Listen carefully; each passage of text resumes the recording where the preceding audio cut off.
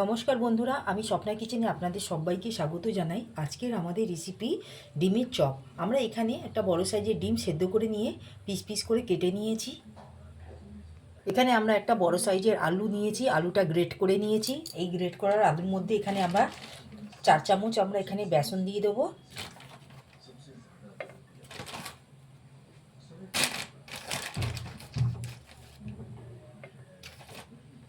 সাথে দেবো এখানে পেঁয়াজ কুচি। এখানে একটা বড় সাইজের পেঁয়াজ নিচ্ছি, সেটাকে আমরা দিয়ে দিলাম কুচিয়ে। আর কাঁচা লঙ্কা দিয়ে দেবো, একটা বড় সাইজের কাঁচা লঙ্কা নিয়েছি, কাঁচা লঙ্কা কুচি দিয়ে দিলাম। এখানে আদা রসুন গ্রেট করে রেখেছিলাম, সেটা দিয়ে দিলাম। কুচনো ধনেপাতা, সামান্য জিরে গুঁড়ো, হলুদ গুঁড়ো নিয়েছি এখানে 1 চা চামচ, আর গুঁড়ো লঙ্কা নিয়েছি এখানে 1/2 চা চামচের মতো। লবণ নিয়েছি এখানে 1 চা চামচের মতো। সমস্ত উপকরণগুলোকে ভালো করে আমরা মাখিয়ে নেব। এখানে আমরা অল্প একটু জল দিয়ে দেব, দিয়ে উপকরণগুলো সব একসাথে মিশিয়ে মাখিয়ে নেব।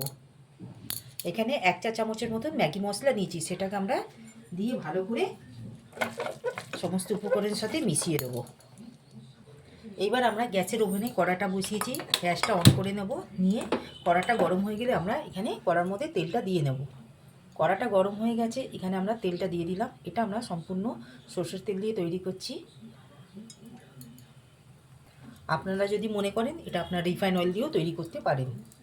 তেলটা যতক্ষণ গরম হচ্ছে, আমরা এখানে যে মিশ্রণটা ভালো করে বেসনের সঙ্গে মাখিয়েছিলাম, যা যা উপকরণগুলো, তার সাথে আমরা এখানে ডিমটা দিয়ে দেবো। ডিমটা দিয়ে ভালো করে আমরা কোটিং করে নেব। এইভাবে আমরা পুরো ডিমটা বেসনের সাথে কোটিং করে এক এক করে আমরা তেলে ছেড়ে দেব।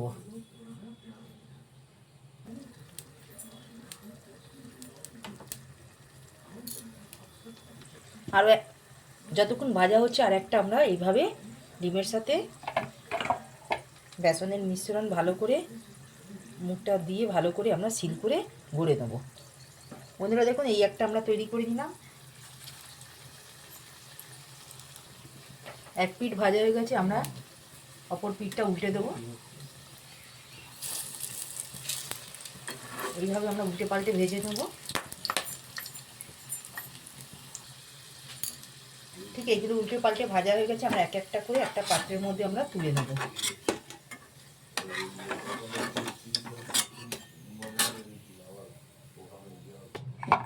বন্ধুরা, আমরা সব ডিমের চপগুলো আমরা ভেজে নিলাম। যদি আমাদের এই রেসিপিটি আপনাদের ভালো লাগে, আপনারা আমার চ্যানেলে লাইক সাবস্ক্রাইব শেয়ার করবেন, প্লিজ পাশে থাকবেন, কমেন্টে জানাবেন। আজকের মতন আমরা এখানে এই ভিডিও রেসিপিটি সমাপ্ত করলাম। নেক্সট ভিডিওতে নতুন রেসিপি নিয়ে আসবো। ধন্যবাদ।